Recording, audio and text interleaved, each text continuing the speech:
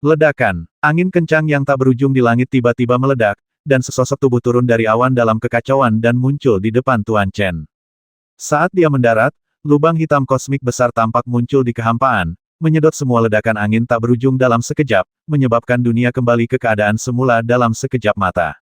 Setiap gerakan Master Lixuan sangat kuat. Saudara muda Chen Zong, apa maksudmu dengan apa yang baru saja kamu katakan? Haha, Saudara Yun San, apakah kamu akhirnya ingat bahwa aku, Chen Zong, adalah adik laki-lakimu? Tuan Chen tertawa keras, tapi tidak terlalu memikirkan hal ini. Tidak peduli betapa tidak menyenangkannya apa yang dikatakan Yun San, ada satu fakta. Bahkan jika banyak Master Lixuan bergabung, tidak akan ada harapan untuk menang. Bisakah kita menanggung ini? Saudara Yun San, Tianyimen memilih Mu Ye daripada aku hanya karena kartu truf di tangan Mu Ye, dan kamu memilih untuk bekerja sama dengan Chen Yuan hanya karena dia dapat membantumu menyelesaikan masalah. Rahasia di kartu truf, kan? Sebelum Yun San bisa berkata apa-apa, ekspresi Kaisar dan Chen Yuan telah berubah ketakutan, terutama Chen Yuan, yang tubuhnya gemetar karena panik. Kakek, apakah kamu tahu segalanya? Di dinasti Tiongkok besar, selama saya mau, tidak ada yang tidak saya ketahui.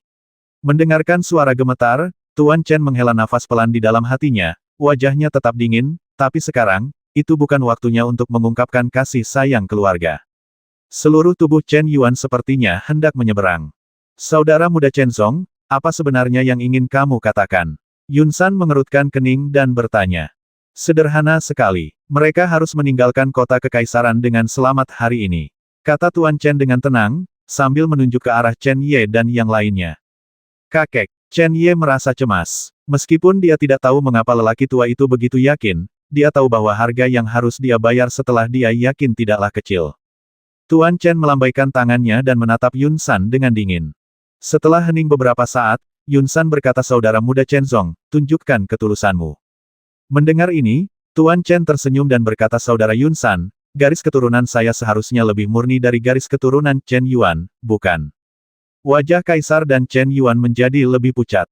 Kakek, Chen Ye merasa ngeri. Garis keturunan macam apa? Ini kedengarannya menakutkan. Terlepas dari apakah itu akan membahayakan nyawa orang tua itu, Chen Ye tidak akan pernah mengizinkannya.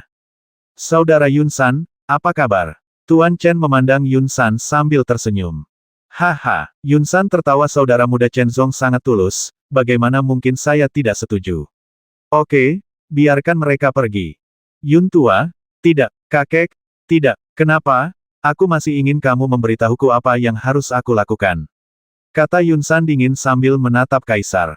Seorang master dari Lixuan dapat disebut master bahkan jika dia melihat seluruh dunia. Seorang raja Tiongkok besar tidak memiliki kualifikasi untuk pamer di depan Yun San. Terlebih lagi, dinasti Tiongkok besar masih di bawah kendali Sekte Tianyi. Namun, meski sebagai boneka, Kaisar tidak ingin menjadi bidak catur yang dimanipulasi selamanya. Jika itu terjadi di masa lalu, betapapun enggannya dia hanya bisa menerima bahwa dengan identitas dan pemahamannya tentang Tianyimen, semua orang yang hadir kecuali dia. Tuan Chen tidak ada yang mengetahui kekuatan sekte ini lebih baik dari Tuan Lin. Namun hari ini berbeda dengan masa lalu. Jika Anda memiliki cukup kartu truf dan bidak catur di tangan, Anda tentu ingin menjadi pemain catur. Yun tua, Yun San melambaikan tangannya, menghalangi ucapan Kaisar. Dia memusatkan pandangannya pada Chen Ye dan yang lainnya. Setelah menonton sejenak, dia tersenyum ringan dan berkata, tidak apa-apa membiarkan mereka pergi, tetapi saudara muda Chen Zong, saya punya batas waktu. Anak-anak muda ini, meskipun Yun San tidak mau, harus mengakui dalam hatinya betapa luar biasa mereka. Jika harimau kembali ke gunung, akan ada masalah yang tak ada habisnya bahwa mereka tidak bisa benar-benar menjadi harimau yang menggigit manusia. Alis Tuan Chen menjadi dingin. Melihat ini, Yun San berkata dengan acuh tak acuh, 3 tahun adalah keuntungan saya. Hari ini, 3 tahun kemudian, Chen Ye harus pergi ke Tianyimen, jika tidak, kesepakatan akan batal. Saudara muda Chen Zong, jangan berpikir bahwa saya itu harus dilakukan sesuai keinginanmu. Tanpamu, ada anggota keluarga Chen lain yang bersedia bekerja sama denganku. Meski efeknya tidak terlalu bagus, tetap pantas untuk ditunggu. Oke, baru 3 tahun. Tanpa berpikir panjang, Tuan Chen berbalik dan mendatangi Chen Ye dan berkata, ya, bawa mereka dan cepat pergi. Kakek, aku tidak akan pergi. Pada saat ini, Chen Ye menyesal di dalam hatinya. Jika dia tahu ini akan menjadi akibatnya, mengapa dia bertahan begitu lama, dan mengapa dia menyebabkan begitu banyak masalah. Dengarkan kata-kata lelaki tua itu dan pergi secepat mungkin ke pemimpinan Chen Yuan. Itu akan membuat orang tua itu berkorban lebih besar. Bocah bodoh, kakek akan baik-baik saja. Setidaknya, dalam 3 tahun, mereka tidak akan membasmi kakek. Tuan Chen menepuk bahu Chen Ye dengan keras dan berkata sambil tersenyum lembut, jika aku memberimu 3 tahun lagi, apakah kamu masih belum cukup percaya diri untuk pergi ke Tianyimen untuk menyelamatkan kakek? Chen Ye, ayo pergi. Yesuo berkata dengan lembut, pangeran tua mungkin harus menderita selama 3 tahun, tetapi jika penderitaan itu bisa ditukar dengan dunia baru untuk keluarga Chen, itu akan sia-sia. Apakah kamu ragu-ragu? Keputusan, bukankah itu menyia-nyiakan kerja keras pangeran tua? Kakek, Chen Ye berlutut, dia sangat menyesalinya. Saya selalu memiliki dendam yang tidak dapat dijelaskan terhadap lelaki tua itu di dalam hati saya. Meskipun Chen Ye tahu bahwa lelaki tua itu memiliki kesulitan yang tidak dapat dihindari, dia tetap berpikir kesulitan apa yang sama pentingnya dengan kelangsungan hidup keluarga. Sekarang saya tahu bahwa yang diinginkan orang tua itu adalah harapan. Hanya ada harapan. Tuan Chen tersenyum bahagia, membantu Chen Ye berdiri, dan berkata, ya, jika hari ini adalah hasil akhir dari keluarga Chen, kakek masih gagal mengubah hasil keluarga Chen seperti yang Anda harapkan. Namun, tapi ternyata tidak seburuk mimpimu, ya, bukankah kamu menyalahkan kakek? Tidak heran, tidak heran. Itu bagus. Menepuk bahu Chen Ye, Tuan Chen tersenyum dan berkata, kalau begitu, silakan, kakek akan menunggumu di Tianyimen dalam 3 tahun. Xiaoya, dan kamu, jangan khawatir kakek lagi. Ya, kakek, seru Xiaoya. Jangan khawatir, dalam 3 tahun, cucumu pasti akan datang ke surga untuk menyambutmu pulang. Chen Ye tidak ragu-ragu lagi, tiba-tiba berbalik, menatap Yun San, menahan semua amarahnya, dan berkata dengan tenang, 3 tahun kemudian, aku akan mencium Tianyimen. Jika lelaki tua itu rusak sedikit saja, semua orang di Tianyimenmu akan menjadi selamanya. Anak muda, kamu memaksaku untuk membasmimu sekarang. Kata Yun San dingin dengan matanya yang berubah dingin. Mendengar ini, Chen Ye tidak bisa berhenti tertawa. Yun San, hari ini, jika ikannya mati dan jaringnya putus, kamu harus mencoba melihat apakah aku bisa membiarkan ibu kota kekaisaran ini hidup-hidup. Arogan, saya memenuhi syarat untuk ini. Mata mereka saling berhadapan di udara, Chen Ye tidak bisa menghindari atau mengelak. Kepergian hari ini adalah apa yang telah dibayar lelaki tua itu dengan nyawanya. Penghinaan ini sudah terlalu berat untuk ditanggung oleh Chen Ye. Dia tidak ingin menyia-nyiakan nyawa yang akhirnya diberikan lelaki tua itu padanya, tapi Chen Ye tidak akan pernah ingin melarikan diri dengan cara yang begitu menyedihkan. Setelah sekian lama, Yun San melambaikan tangannya dan berkata dengan acuh tak acuh, anak muda, cepat pergi. Aku akan membuatmu menyesali perkataanmu dalam 3 tahun. Haha, Yesuo, ayo pergi. Sekelompok orang bergegas menuju luar istana secepat kilat. Dalam sekejap mata, mereka menghilang tanpa jejak. Hanya tawa liar, disertai dengan niat membasmi yang dingin, terbungkus dalam energi misterius dan kembali lama sekali di atas istana kerajaan. Yang mulia, keluhan antara keluarga Anda dan keluarga kami akan terselesaikan dalam 3 tahun sebelum saya pergi ke surga. Bukan hanya keluhan antara keluarga Anda dan keluarga kami, tetapi juga 300.000 jiwa yang dianiaya harus dibasuh dengan darah keluarga Mumu. Tawa liar bercampur dengan niat membasmi yang dingin tidak hanya membuat dingin kaisar dan yang lainnya, tetapi bahkan orang sekuat Yun San pun tidak bisa menahan cemberut pada saat ini. Tuan Chen dan Tuan Lin saling memandang dan tersenyum, lalu berjalan menuju penjara. Kini setelah kekhawatiran mereka hilang, kedua orang tua itu berada dalam suasana hati yang sangat baik meskipun mereka di penjara. Chen Zong, Lin Bai. Yun San berteriak pelan, saya telah melakukan apa yang saya janjikan. Saya harap Anda tidak menimbulkan masalah bagi saya, jika tidak. Tuan Chen tidak berbalik, tetapi berkata dengan senyum tipis, saudara Yun San, dengan tingkat kultivasi Anda, apakah Anda masih takut pada kami berdua? Kakek, Tuan Lin, dan cucuku akan menemanimu masuk. Pada saat ini, Chen Yuanru terbangun dari mimpi dan dengan cepat membantu Tuan Chen. Setelah melihat Chen Yuan, mata Tuan Chen berkedip, tapi dia tidak menolak sama sekali. Kakek, maafkan aku, kata Chen Yuan segera setelah memasuki penjara, tidak lagi sombong seperti sebelumnya. Ekspresi Tuan Chen awalnya tenang, tetapi kata-kata ini membuatnya tiba-tiba berubah, seolah emosinya akan meledak. Kakak senior, karena Tuan muda ketiga tahu bahwa dia salah, sebagai tetua, kita tidak perlu mengkhawatirkannya, kan? Tuan Lin berkata dengan cepat. Tuan Chen mendengus pelan dan tanpa mengucapkan sepatah kata pun, dia melepaskan tangan Chen Yuan dan melangkah menuju penjara. Kakak senior, kamu benar-benar marah. Tuan muda ketiga, tolong jaga dirimu. Tuan Lin menghela nafas pelan dan berjalan menuju bagian dalam penjara. Wajah Chen Yuan tidak bisa membantu tetapi menjadi pucat. Dia ingin menjelaskan beberapa patah kata, tetapi dia merasa gunung itu ada di pundaknya, membuatnya sulit untuk bergerak maju. Jauh di dalam penjara, melihat emosi Chen yang tak tertahankan saat ini, Lin berkata masalahnya telah diselesaikan dan telah berlalu. Kakak senior, mengapa kamu marah? Apakah kamu ingin aku marah? Tuan Chen berkata dengan penuh kebencian, kita semua adalah orang dewasa. Saya tidak bisa mengontrol jalan mana yang ingin saya ambil, dan saya tidak mau. Tetapi seorang pria harus selalu bertanggung jawab, tidak peduli sukses atau gagal. Itu ternyata aku selalu salah. Tuan Lin menggelengkan kepalanya dan berkata tuan muda ketiga tidak ada hubungannya. Saya harap tindakan tuan muda kali ini akan membuatnya merenung. Kamu tahu sekarang, bukankah menurutmu ini sudah terlambat? Adapun refleksi. Tuan Chen mendengus dingin, lagi pula, itu hanya desahan, dan berkata kamu akan peduli dengan persaudaraan. Aku bisa istirahat yakin tentang ini. Lin tua, katakan padanya dan buat dia merasa nyaman. Chen Yuan tidak hanya tenang di dalam penjara, tetapi Kaisar juga sama di luar. Bagaimanapun, nama belakang Chen Yuan adalah Chen. Tidak peduli apa yang dia lakukan, dia tidak dapat menulis dua karakter Chen dalam satu pukulan, dan dia. Kaisar dapat menjamin bahwa ketika Chen Ye kembali lagi dalam 3 tahun, istana ini pasti akan berganti pemiliknya. Mu Ye, kamu tidak perlu khawatir. Mengetahui apa yang dipikirkan Kaisar, Yun San berkata dengan tenang Anda telah memberikan kontribusi yang begitu besar kepada Sekte Tianyi kami tidak akan menyerah pada Anda. Mendengar ini, mulut Kaisar menjadi semakin pahit. Sebagai seorang Kaisar, bagaimana mungkin dia tidak mengetahui bahwa kekuatan dihormati? Jika Tianyimen tidak memiliki kartu truf, bagaimana mungkin itu adalah keluargamunya? Yun San mengatakannya dengan baik, tetapi jika Chen Ye kembali dan mereka merasakan ancaman besar, mungkin dia, sang kaisar, akan menjadi orang pertama yang menyerah. Tentu saja, saya juga tahu bahwa Tianyimen tidak mungkin berdamai dengan keluarga Chen. Menjadi bidak catur sungguh tidak enak. Mu Ye, kamu tidak percaya dengan apa yang aku katakan. Kata Yun San dengan sungguh-sungguh.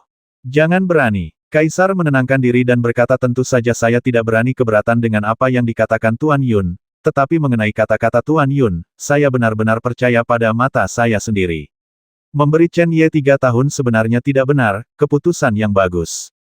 Lebih dari 2 tahun yang lalu, Chen Ye hanyalah seorang anak laki-laki tak berguna yang jatuh dari altar.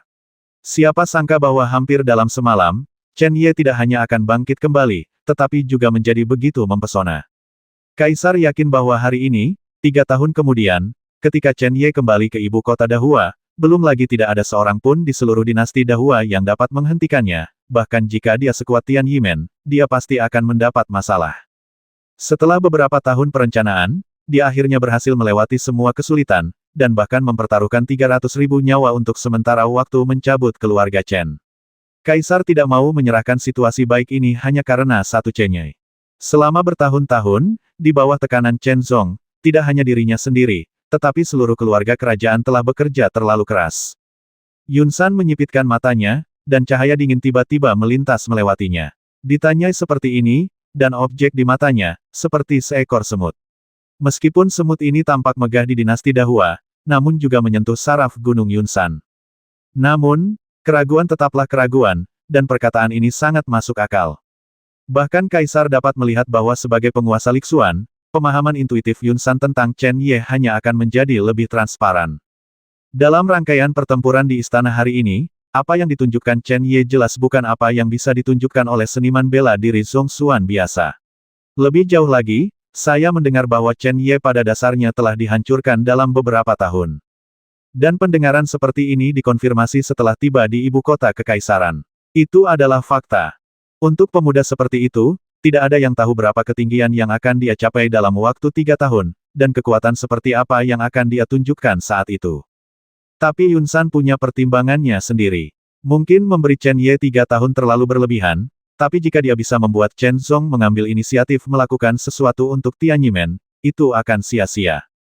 Juga, Dalam analisis terakhir, Yun San memiliki kepercayaan pada Tianyimen. Tidak peduli seberapa bagus Chen Ye, tidak peduli seberapa bagus kelompok Chen Ye, tidak mungkin bagi mereka untuk tumbuh hingga menentang seluruh sekte Tianyi dalam 3 tahun. Masalah kecil ini tidak perlu dikhawatirkan. Namun, masalah ini nampaknya sangat berbahaya jika menyangkut dinasti Dahua. Yun San mengetahui kebenaran ini, jadi dia tidak melakukan apapun pada kaisar. Setelah hening beberapa saat, Yun San berkata, setelah saya membawa Chen Zong dan Lin Bai kembali ke Tianyimen, saya akan segera kembali untuk mengambil alih dinasti Dahua sampai Chen Ye muncul lagi. Juga, dalam 3 tahun terakhir, Tianyimen akan mengirimkan beberapa master untuk kamu kendalikan. Kamu dapat mengirim orang-orang ini untuk memburu Chen Ye. Jadi, Mu Ye, apakah hatimu masih tidak puas? Bahkan jika dia masih merasa tidak puas, bagaimana mungkin kaisar berani melontarkan kata-kata Yun San lagi pada saat ini?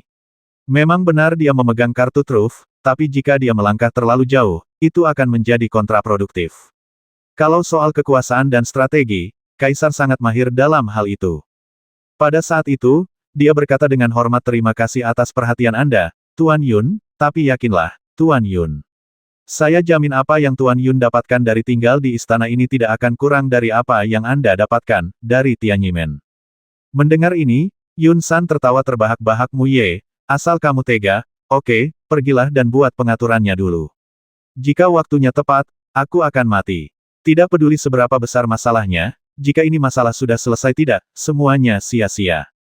Ya, aku akan turun dan segera membuat pengaturan.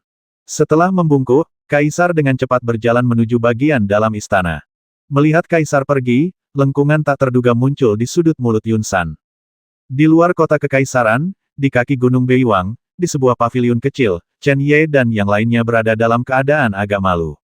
Tong Xuan dan bahkan Master Lik Xuan bukanlah sesuatu yang bisa mereka tangani sekarang. Untungnya, Xuan Ling tidak ada di sini hari ini. Ye Suo menghela napas berat dan berteriak. Chen Ye melirik ke arah Ye Suo, berusaha keras untuk menyingkirkan sosok itu dari pikirannya, dan berkata, saya harap Ling Er ada di sini hari ini. Dalam hal ini, setidaknya kita bisa bertemu satu sama lain dan berbicara dengan baik. Jika kita bertemu lagi dalam 3 tahun. Jika kita bertemu lagi dalam 3 tahun, dia akan tetap menjadi dia, dan kamu akan tetap menjadi kamu. Ye Suo adalah orang yang bijaksana. Jika dia dengan sengaja memprovokasi topik ini, bagaimana dia bisa memutuskan hubungan keduanya? Mendengar ini, Chen Ye tersenyum pahit, mengabaikan Ye Suo, memandang Xiaoya, dan berkata, ikutlah denganku, aku ingin menanyakan sesuatu padamu. Ketika dia kembali 3 tahun kemudian, keluarga kerajaan pasti akan lenyap. Bahkan jika dia tetap dia dan Xuan Ling tetaplah Xuan Ling, mustahil untuk kembali ke masa lalu, akui saja. Chen Ye tahu apa yang ingin Ye Suo katakan, tapi tidak perlu mengatakannya. Sebaliknya, pada saat ini, masalah Xiaoya membuatnya semakin khawatir, dengan sedikit kejahatan. Nak, kamu seharusnya kembali ke Sekte Pedang sekarang, kan? Melihat Chen Ye dan Xiaoya pergi, Ye Suo segera bertanya pada wanita bertopeng hitam. Ya, apa yang terjadi harus segera diberitahukan kepada sang putri. Wanita bertopeng berbaju hitam itu mengangguk, tapi berkata sambil tersenyum masam, apa yang harus aku katakan? Katakan sejujurnya. Setelah hening beberapa saat, Ye Suo menghela nafas panjang, kamu tidak bisa menyembunyikannya dari Xuan Ling. Karena hal-hal ini, pasti ada ikatan di antara mereka berdua, terutama Chen Ye, yang pasti akan melakukannya, tidak bisa melepaskannya. Jadi, nak, Anda harus berbicara lebih banyak di depan Xuan Ling. Saya harap dia bisa memahami Chen Ye. Mendengar hal tersebut, wanita bertopeng berbaju hitam tiba-tiba menjadi marah. Mengapa kita harus memahami Chen Ye daripada dia memahami sang putri? Sebagai seorang wanita, apakah kita harus menanggung ini? Ye Suo menggelengkan kepalanya dan berkata, bukan karena Xuan Ling harus menanggungnya, tapi jika kita ingin keduanya baik-baik saja, kita harus melakukan ini. Kenapa? Wanita bertopeng berbaju hitam itu tertegun, dia tidak bisa memahaminya. Katakan saja pada Xuan Ling dengan jujur, dia akan mengerti. Pada titik ini, mata Ye Suo meredup, dan ada satu hal lagi yang tidak dia katakan. Xuan Ling tidak hanya mengerti, tapi Chen Ye juga mengerti di dalam hatinya, tapi dia mengerti, apakah hal itu bisa dilakukan adalah masalah lain. Kedua belah pihak terlibat dalam kebencian dan pertengkaran keluarga. Saat itu, akan ada lebih banyak kematian. Bahkan jika Xuan Ling tidak peduli, Chen Ye akan memiliki wajah untuk bertemu Xuan Ling. Jangan khawatir, aku juga ingin Chen Ye dan sang putri baik-baik saja, jadi mau atau tidak, aku akan melakukan apa yang kamu katakan. Sekarang, aku pergi. Sampai nanti, Yesuo dan Tai Yitian mengepalkan tangan mereka. Wanita bertopeng berbaju hitam mengangguk, menatap punggung Chen Ye untuk waktu yang lama, dan akhirnya menghela nafas dan pergi. Dia peduli pada Chen Ye, tetapi dia juga tahu bahwa dalam hidup ini, mereka mungkin tidak akan pernah benar-benar mengenal satu sama lain. Di kaki gunung, Chen Ye memandang Xiaoya dan terus menonton dengan tenang tanpa berkata apa-apa. Dilihat olehnya seperti ini, hati Xiaoya terasa sedikit berbulu. Dia mengerti apa yang ingin diketahui Chen Ye, tapi dia tidak bisa memberitahu Chen Ye tentang hal-hal ini. Xiaoya, setelah sekian lama, Chen Ye masih tidak bisa menahannya. Dia berkata dengan lembut setelah kekuatan Taiyin dikeluarkan dari tubuhmu, sudah kubilang padamu bahwa kamu memerlukan teknik yang sangat kuat dan kuat untuk sepenuhnya menghilangkan kekuatan Taiyin. Benih kekuatan sudah terkendali. Sekarang, teknik yang kamu latih jelas tidak. Tuan muda, saya, ceritakan semuanya dengan jujur. Chen Ye perlahan menutup matanya, menekan rasa sakit yang tak tertahankan di hatinya, dan berkata keluarga Chen telah tiada. Meskipun semua kerabatnya baik-baik saja, keluarga Chen memang telah tiada. Ayolah, Xiaoya, kamu tidak ingin aku mengkhawatirkanmu di masa depan, kan?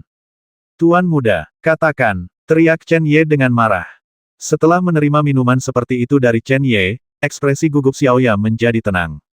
Melihat Chen Ye yang tidak bisa lagi mengendalikan emosinya, dia melangkah maju dan memegang tangannya, membiarkan dia merasakan kehangatan dingin di tangannya kata. Tuan muda, Anda meninggalkan ibu kota kekaisaran 2 tahun lalu, dan saya segera pergi bersama Anda setelahnya. Awalnya saya ingin mengikuti Anda, tetapi saya takut Anda akan mengantar saya kembali, jadi saya mengikuti Anda secara diam-diam.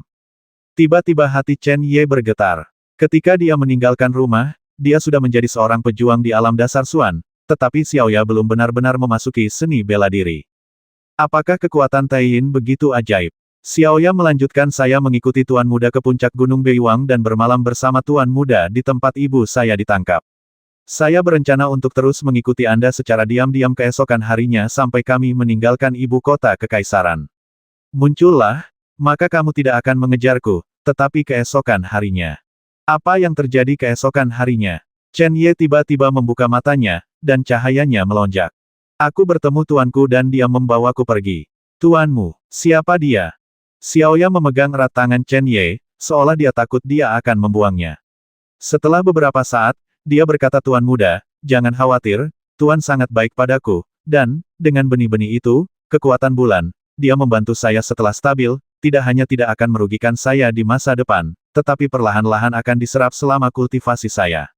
Jika tidak, hanya dalam 2 tahun, saya tidak akan mencapai apa yang telah saya capai sekarang. Chen Ye percaya bahwa jika dia tidak sepenuhnya mengendalikan benih kekuatan Taiyin, dia tidak akan dapat mencapai tingkat kelima Zhongxuan tanpa mengetahui apapun dalam 2 tahun. Tapi yang dikhawatirkan Chen Ye bukanlah ini, tapi... Tuanmu, siapa dia? Tuan muda, bisakah saya tidak berkata apa-apa?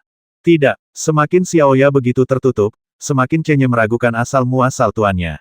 Bayangkan saja, setelah melatih suatu skill tertentu, akan muncul aura jahat. Tentu saja, ada ribuan jenis latihan di dunia. Manusia mempunyai latihannya sendiri, setan juga mempunyai latihannya sendiri. Kita tidak bisa mengatakan apakah latihan itu baik atau buruk, baik atau jahat terbagi menjadi baik dan jahat. Namun, Xiaoya masih muda, dan jika dia diselimuti aura jahat untuk waktu yang lama, pikirannya pasti akan terpengaruh. Inilah yang benar-benar dikhawatirkan oleh Chen Ye. Jika tidak, selama pikirannya tidak terpengaruh, bahkan jika Xiaoya membantai semua orang di dunia, selama dia merasa orang-orang itu pantas dibasmi, maka dia akan membasmi mereka. Dia memberitahuku bahwa namanya Xie Feng. Dia tidak memberitahuku apapun lagi. Dia hanya mengatakan bahwa jika aku ingin membantumu, Tuan muda, di masa depan, aku harus mengikutinya berlatih. Bagaimana dia tahu aku membutuhkan bantuan itu? Chen Ye tertegun sejenak, dan kemudian tiba-tiba menyadari bahwa Xiaoya seharusnya dibawa pergi ke Gunung Beiwang, jadi dia tahu semua yang dia katakan malam itu. Tapi nama Xie Feng terdengar agak tidak nyaman. Xiaoya, saat kamu kembali kali ini, tuanmu seharusnya mengikutimu, kan? Setelah berpikir sejenak, Chen Ye tiba-tiba bertanya. Segera, tanpa menunggu jawaban Xiaoya atau berpikir terlalu banyak, Chen Ye menengadah ke langit dan berteriak pelan, "Senior, aku tahu kamu ada di sini. Jika kamu tidak keberatan, bisakah kamu muncul dan menemuiku?" "Haha, anak muda, kamu memang luar biasa." Sebuah suara melayang dari 9 langit, seolah-olah telah melintasi batas ruang dan waktu. Kedengarannya sangat halus di telinga. Namun, tidak peduli apapun jenis nihilitasnya, tidak peduli betapa misteriusnya, bau jahat yang berasal darinya menjadi sangat jelas di bawah induksi Chen Ye. Chen Ye, Yasuo dan Tai Yitian tiba-tiba melesat ke depan, satu di kiri dan satu di kanan. Mereka bertiga berdiri berdampingan. Meskipun suaranya sangat membosankan, seolah-olah seluruh alun-alun ditekan oleh kehampaan kekuatan tak terbatas melonjak langsung di antara mereka bertiga. Di atas hatiku. Tuan seperti itu, belum lagi 3 orang sekarang, bahkan tuan seperti Yun San dan lainnya di Istana Kekaisaran, mungkin tidak akan mampu melawan sama sekali. Senior, Chen Ye tampak seperti biasa dan berkata, "Kamu adalah Tuan Xiaoya. Sebagai kakak laki-laki, aku harus mengucapkan terima kasih kepadamu. Anak muda, jangan gunakan trik kecil ini di depanku. Jika kamu ingin melihatku, tunggu sampai kamu mencapai levelku suatu hari nanti. Adapun apa yang kamu khawatirkan, tidak perlu sama sekali. Xiaoya adalah milikku satu-satunya murid. Bagaimana saya bisa membiarkan sesuatu terjadi padanya? Kekuatan bawaan Taiyin adalah unik di dunia ini." Chen Ye mengerutkan kening dan berkata, "Bagaimana saya, junior ini, bisa percaya apa yang dikatakan senior saya? Anak muda, apakah kamu berani?" Chen Ye tidak bisa menahan senyum. Tidak peduli apa yang dikatakan master bernama Xie Feng, Chen Ye mungkin mempercayai kata-kata ini di dalam hatinya, tapi tidak peduli apa, dia harus bertemu dengannya agar merasa nyaman. Karena dia adalah Tuan Xiaoya, mengapa dia harus memainkan misteri di hadapannya? "Oke, aku tidak punya banyak waktu untuk main-main denganmu di sini, Xiaoya, ayo kembali." "Tunggu, aku ingin tinggal bersama Tuan Muda sebentar." Xiaoya memegang erat tangan Chen Ye, seolah dia takut Tuan Muda akan segera menghilang. "Haha, nak, alangkah baiknya dia pergi lebih awal." Tidak ada riak energi yang terlihat, dan tubuh Xiaoya tiba-tiba melayang ke langit tanpa sadar, dan kemudian menghilang begitu saja. "Tuan Muda, mohon jaga dirimu. Saya akan datang ketika Anda pergi ke surga dalam 3 tahun." Sebuah suara, seperti sebelumnya, menembus 9 langit dan tampak sangat halus, membuat Chen Ye dan mereka bertiga merasa seolah-olah berada di dunia lain ini. Itu bisa dilakukan. Anak muda, dunia dinasti Dahua terlalu kecil, dan musuh yang akan kamu hadapi di masa depan terlalu kuat. Bekerjalah lebih keras. Orang tua, lepaskan aku, cepat lepaskan aku. Di kedalaman kehampaan 100 mil jauhnya, suara gemuruh centil tiba-tiba bergema, dan kemudian energi misterius melonjak, memaksa udara di sekitarnya mengalir tidak teratur. Namun, energi misterius ini terlalu lemah dibandingkan dengan hambatan di langit, sehingga apa yang disebut ketidakteraturan menghilang dengan cepat. Kemudian, jauh di dalam kehampaan, tawa pahit yang tak berdaya terdengar, "Nak, bagaimanapun juga aku adalah tuanmu," teriakan lelaki tua itu sangat tidak menyenangkan. Kamu orang tua jahat, biarkan aku pergi secepatnya, jika tidak, hati-hati, aku akan meledakkan tungku alkimia kamu." "Adik ipar," tawa pahit terdengar lagi, dan 2 sosok ini berada di awan, lalu dengan cepat mendarat di puncak gunung di bawah. Ini yang tua dan yang muda. Pemuda itu adalah gadis yang sangat lugu, mengenakan rok ungu dan dikuncir kuda. Matanya yang cerdas selalu bersinar seperti peri. Gadis itu sangat cantik dan tak akan terlupakan jika dilihat sekilas. Satu-satunya kekurangannya adalah gadis itu saat ini memancarkan rasa dingin yang tak ada habisnya, yang membuat orang tidak berani mendekatinya lebih lanjut. Orang biasa tidak berani saling memandang. Lelaki tua itu terlihat sangat tua dan lemah, dan tidak ada yang aneh pada dirinya.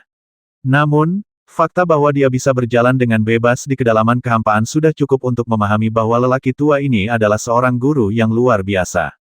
Laki-laki tua dan perempuan seharusnya menjadi tuan dan murid. Tidak, meskipun aura jahat yang melonjak di tubuh gadis itu sulit dirasakan pada lelaki tua itu sendiri sepertinya identik dengan kejahatan. Jika ketiga bersaudara Chen Ye ada di sini, mereka akan tahu bahwa gadis itu adalah Xiaoya, dan identitas lelaki tua itu terbukti dengan sendirinya, bahwa dia adalah Tuan Xiaoya, tuan misterius dan kuat bernama Xie Feng. Meski angin jahat sudah dilepaskan, Xiaoya tetap tidak bisa menghilangkan amarahnya. "Orang tua, kamu di sini, mengapa kamu tidak mengambil tindakan di istana dan membiarkan kakek menderita selama 3 tahun lagi?" Xie Feng tersenyum dan bertanya, "Mengapa? menurutmu aku benar-benar harus mengambil tindakan? Kenapa tidak? Xiaoya masih bertanya, tapi nadanya tidak lagi sekencang sebelumnya. Agaknya, dia juga tahu alasan kenapa lelaki tua itu tidak mengambil tindakan. Xie Feng menghela nafas pelan, berbalik dan melihat ke kejauhan. Setelah beberapa saat, dia berkata, Tuan muda yang kamu bicarakan memiliki potensi luar biasa dan bakat luar biasa. Dia adalah bibit yang luar biasa. Tetapi dalam kehidupan ini, apakah dia menginginkannya, itu atau tidak, dia tidak akan pernah. Musuh yang harus kita hadapi sangatlah kuat, jauh melampaui apa yang bisa dibandingkan dengan sekte surgawi lainnya. Biarkan dia mengalami beberapa kemunduran hari ini. Baginya, ini adalah pengalaman terbaik. Hanya dengan keluar dari dunia asli dia dapat berhubungan dengan dunia yang lebih luas. Orang tua, apakah semua yang kamu katakan itu benar? Xiaoya menggenggam tangannya erat-erat dan bertanya dengan lembut. Mendengar ini, Xie Feng tersenyum dan berkata, kamu adalah satu-satunya muridku, bagaimana aku bisa berbohong kepadamu? Lalu kenapa kamu tidak membiarkan aku tinggal bersama tuan muda sebentar? Xiaoya marah lagi. Pada saat ini, Xie Feng tidak bisa menahan senyum pahit. Nak, tuan mudamu sangat gugup dan sensitif terhadapmu. Apakah menurutmu jika aku tidak membawamu pergi dengan paksa, dia akan melepaskanmu? Jika jadi, jika dia melihatku, aku khawatir dia akan menimbulkan lebih banyak masalah. Hah, kamu tahu ini masalah? Xiaoya berkata dengan marah, kalian akan bertemu satu sama lain pada akhirnya. Sekarang hanya masalah kecil. Di masa depan, kuharap tuan muda tidak akan menghajarmu sampai jatuh. Haha, Xie Feng tertawa jika suatu hari, sudah terlambat bagiku untuk bahagia, bagaimana menurutku itu masalah? Sudah larut, nak, kembalilah. Aku bisa kembali bersamamu, tapi kamu berjanji padaku bahwa dalam 3 hari, aku akan menemani tuan muda ke surga. Itu wajar. Xie Feng melambaikan lengan bajunya dan kedua sosok itu menghilang ke dunia seperti hantu. Ketiga bersaudara itu tetap linglung. Setelah sekian lama, mereka saling memandang dan tersenyum pahit. Tuan misterius ini sungguh mengejutkan. Chen Ye, gadis kecilmu, ini bertentangan dengan keinginan. Ye Suo berteriak kaget. Dia dan Tai Yitian sama-sama mengenal Xiaoya dengan sangat baik. Perubahan dalam 2 tahun seperti itu tidak terbayangkan, tapi ini kedengarannya terlalu berlebihan. Chen Ye menggelengkan kepalanya dan tersenyum. Dia tahu bahwa Ye Suo melakukan ini dengan sengaja untuk membuat dirinya merasa lebih nyaman. Dari kata-kata Xie Feng, dia juga bisa mendengar kepeduliannya terhadap Xiaoya, tetapi misteri pihak lain, terutama roh jahat itu. Wajah Ye Suo menjadi tegak, dia menepuk bahu Chen Ye dan berkata, jangan terlalu memikirkan hal-hal lain untuk saat ini, mari rencanakan masa depan. Chen Ye mengembalikan pikirannya yang kacau, memandang kedua bersaudara itu, dan berkata, apakah semua barang di rumah sudah diatur? Sudah agak terlambat untuk menanyakan hal ini sekarang, tapi menghadapi mereka berdua, Chen Ye tidak bisa memikirkan apa yang harus dia katakan. Meskipun dia tahu situasinya sulit dan berbahaya, dia masih kembali ribuan mil jauhnya. Yitian tidak hanya mewakili mereka berdua, tapi di belakang mereka, ada juga keluarga. Sekarang setelah dia benar-benar putus dengan keluarga kerajaan, Chen Ye bersyukur atas persahabatan yang mendalam antara kedua bersaudara tersebut. Jangan khawatir, pengaturan yang tepat telah dibuat sejak kita meninggalkan ibu kota kekaisaran. Keluarga Ye dan keluarga Tai semuanya terikat dengan keluarga Chen. Jadi Chen Ye, jika Anda merasa bersalah, tolong pimpin kami dalam 3 waktu bertahun-tahun. Semuanya, melawan kembali ke ibu kota kekaisaran. Ye Suo tersenyum dan berkata. Mata Chen Ye menyipit dan dia mengangguk dengan berat, saya pasti akan kembali dalam 3 tahun. Kalau begitu, apakah kita akan mendapat masalah bersama, atau? Tanya Tai Yitian. Lebih baik berpisah. Ye Suo berkata dengan suara yang dalam kali ini, meskipun Yunsan membiarkan kita meninggalkan ibu kota kekaisaran karena pangeran tua, itu tidak berarti bahwa dia bersedia melihat kita bertiga tumbuh tanpa hambatan dalam 3 tahun. Milik kita yang mulia kaisar juga pasti sangat enggan. Meski ketiganya bisa menjaga satu sama lain, tujuannya terlalu besar. Ye Suo benar. Di mata kaisar, kami bertiga adalah orang paling berbahaya di seluruh Dahua. Dia akan terkutuk jika dia bersedia menunggu kami tumbuh dewasa. Chen Ye mencibir dan berkata 3 tahun bukanlah waktu yang lama atau pendek. Jika saja keluarga kerajaan tidak menjadi perhatian, Tian Yimen tidak akan dapat menghadapinya dengan mudah. Kami bertiga akan mendapat masalah secara terpisah, dan kami tidak akan melakukannya, bisa mendapatkan bantuan sebanyak yang kami bisa, akan meningkat banyak. Saat ini, Chen Ye tidak akan sombong. Tulang punggung sebenarnya dan bahkan tokoh teratas di Sekte Tianyi adalah penguasa Lixuan dan bahkan Erzuan. Memikirkan seseorang pada level ini adalah tekanan yang sangat besar, belum lagi dia akan menghadapinya suatu hari nanti. Ketiga bersaudara itu masing-masing punya caranya sendiri dalam melakukan sesuatu, jadi mereka masing-masing akan terjun ke dunianya masing-masing. Keberhasilan atau kegagalan akan diketahui dalam 3 tahun. Chen Ye juga memiliki motif egois, jika periode 3 tahun akan datang dan dia masih belum cukup percaya diri untuk menghadapi penguasa alam bumi Xuan, maka demi lelaki tua itu, demi keluarga Chen, dan demi keluarga Ye dan keluarga Tai, dia akan masuk ke Sekte Tianyi terlebih dahulu. Tinggalkan Ye Suo dan Tai Yitian untuk melakukan apa yang gagal dia lakukan. Dengan bakat dan potensi mereka, Chen Ye yakin mereka bisa melakukannya. Tentu saja, ini adalah langkah yang paling tidak berdaya. Baiklah, kalau begitu, kita bertiga bersaudara, kita akan bertemu lagi di Tianyimen dalam 3 tahun. Hati Chen Ye tidak bisa membantu tetapi gelombang kehangatan muncul lagi. Ye Suo tidak mengatakan bahwa mereka akan bertemu lagi di istana dalam 3 tahun, tetapi langsung berbicara tentang Tianyimen keegoisan, jelas diketahui. Namun mengetahui berarti mengetahui, dan keputusan yang telah Anda buat tidak dapat diubah. Kalian semua masih ingat mimpi masa kecil kita kan? Tepat sebelum mereka hendak pergi, ketiga bersaudara itu menanyakan pertanyaan yang sama pada saat yang sama, saling memandang, dan tertawa terbahak-bahak. Tak lama kemudian, tawa itu membubung ke langit, dan kata-kata heroik masa kecil mereka tetap kuat angin. Selama sisa hidup kita, apapun yang terjadi, kita harus berdiri di puncak dunia dan melihat apakah pemandangan di sana lebih indah atau berdarah. Ye Suo, Ye Tian. Aku pergi dulu. Chen Ye tertawa, mengelak dan terbang langsung menuju gunung pemandangan utara, dan dalam sekejap mata, sosok itu menghilang. Ye Suo, patuhi aturan lama, aku akan pergi dulu. Tai Yitian juga tertawa dan menjauh ke arah yang dia pilih, dengan sangat cepat. Setelah beberapa saat, Ye Suo mengalihkan pandangannya dari kedua bersaudara itu dan pergi, meninggalkan tawa tanpa hambatan di tempat. 3 tawa, seperti guntur yang menggelegar, terus bergema. Malam telah tiba, memandang ke utara ke puncak gunung, Chen Ye duduk bersila di atas batu besar. Memikirkan kembali masa itu, apakah itu malam ibunya dibawa pergi atau ketika dia meninggalkan ibu kota kekaisaran lagi dari sini, dia belum pernah merasa begitu kesepian. Selama pertempuran di istana, pedang surgawi dan istana kaisar kuno dikonsumsi begitu banyak sehingga roh pedang tertidur lagi. Pada saat ini, pedang surgawi ada di depannya, tetapi tidak lagi memiliki warna putih yang menyilaukan dan mendominasi cahaya masa lalu. Cahayanya menghilang, dan pedang surgawi tampak seperti ketika Chen Ye melihatnya untuk pertama kali. Pedang itu berbintik-bintik, rusak, dan ternoda bekas besi. Berapa banyak pedang surgawi yang dikonsumsi, Chen Ye masih bisa merasakan bahwa dia terhubung dengan garis keturunan uniknya sendiri. Dao Ling, ketika kita tiba di Dakian Mansion, setelah aku mengatur sisanya, kita akan pergi ke wilayah utara. Kali ini, kita harus memulihkanmu sepenuhnya terlebih dahulu. Semakin banyak kontak yang dia lakukan dengan kuil kaisar kuno Tiandao, semakin banyak keraguan yang dia rasakan dari kedua orang ini, beberapa di antaranya sangat ingin diketahui oleh Chen Ye. Dan setelah mengalami semuanya sekarang, dalam 3 tahun, Chen Ye sendiri tidak dapat menjamin apakah dia dapat mencapai kekuatan Sekte Tianyi secara langsung. Oleh karena itu, pemulihan pedang surgawi sangatlah penting. Seolah merasakan urgensi di hati Chen Ye, pedang surgawi itu bergerak sedikit, dan cahaya redup muncul dan berkedip di telapak tangannya. Melihat ini, Chen Ye terkekeh dan berkata, jangan khawatir, saya tidak akan kehilangan semangat juang saya karena kekuatan musuh. Tianyimen hanyalah batu sandungan dalam perjalanan saya ke depan. Jika saya bahkan tidak bisa menendang batu ini, oke, apa yang bisa saya lakukan untuk menemukan ibu saya?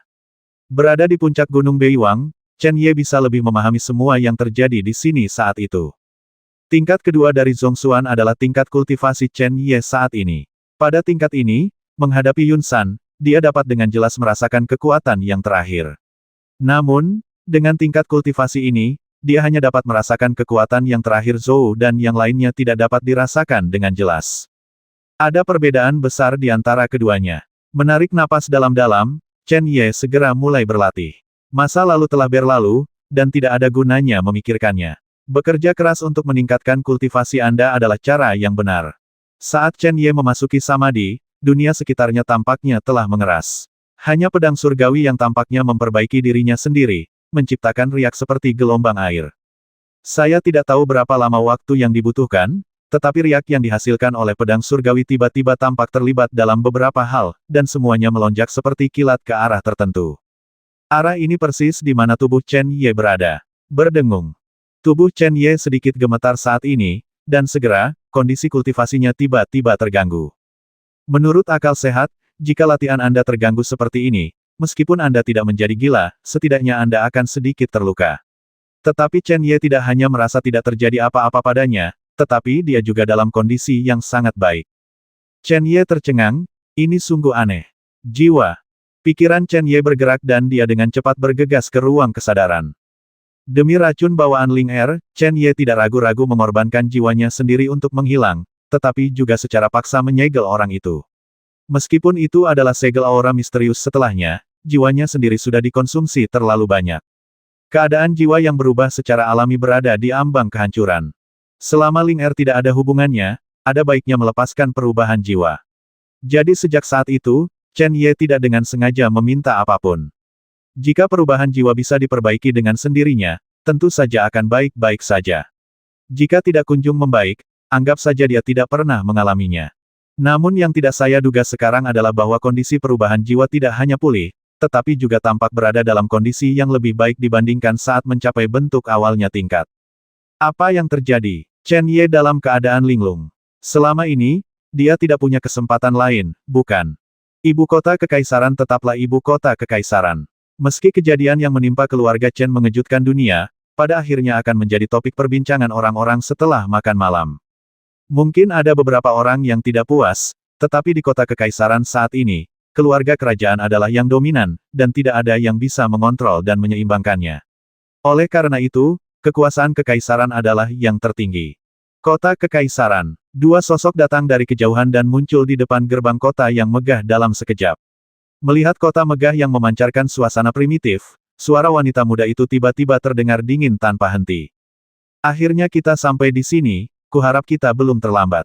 Di sebelah wanita itu, seorang pria yang sama mudanya memandangnya dan berkata dengan lembut, matanya dipenuhi dengan kasih sayang yang tak terpatahkan. Sudah terlambat. Suara dingin wanita itu sedingin es dalam sekejap, seolah tanah di sekitarnya membeku.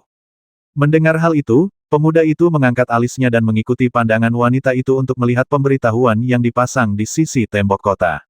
Dia segera menggerakkan langkahnya dan muncul tepat di depan tembok kota melihat.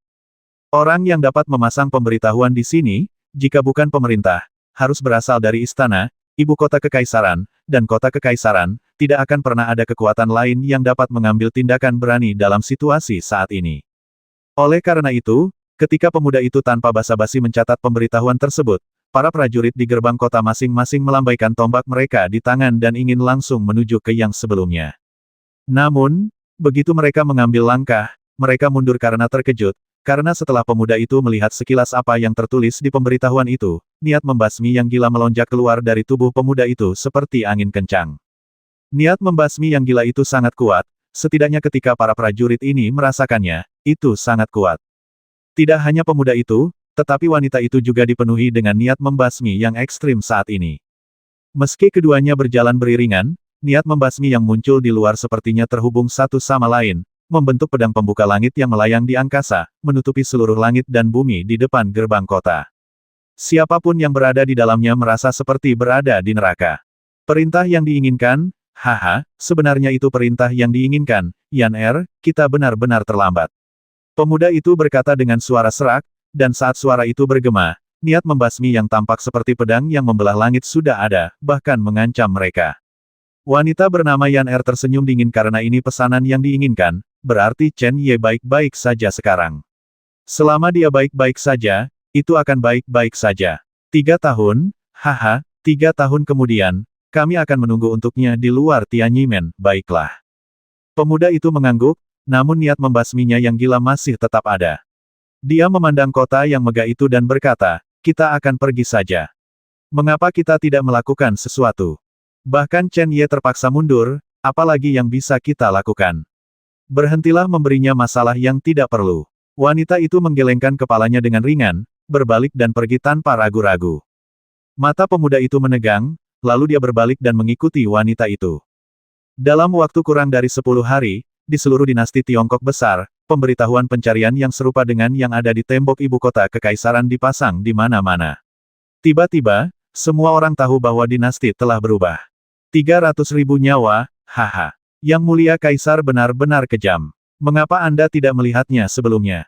Jauh di dalam pegunungan, dikelilingi oleh awan dan kabut, seorang wanita cantik-cantik duduk bersila di atas batu besar.